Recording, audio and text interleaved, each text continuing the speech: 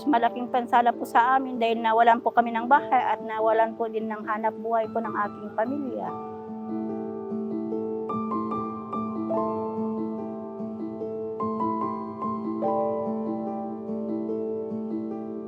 Nasunugan yung presidente dito sa isa sa mga poko natin. Meron tayong 273 na families na nawalan ng mga tirahan.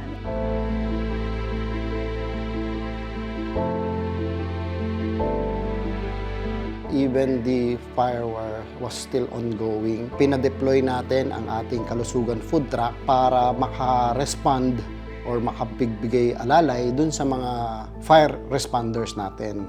Timely, dumating doon yung ating kalusugan food truck dun sa oras na talagang kailangan na ng resistensya ng ating mga fire responders.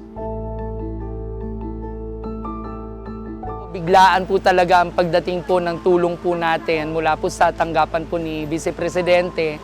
Yung nagpakain po, malaking bagay po yun kasi wala po talaga kami maibigay ng mga pagkain kahapon. Right after ng kanilang deployment ng kalusugan food truck, mag-relief operations kami.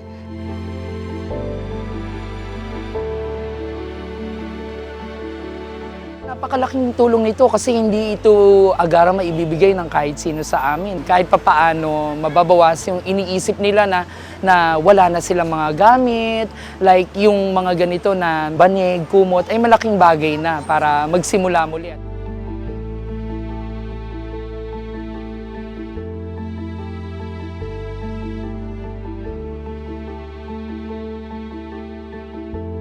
Itong mga bagay na to ay magsisilbi pong nakatatak po sa puso at isip po ng mga mamayan po natin na nabigyan po nitong serbisyo po ninyo.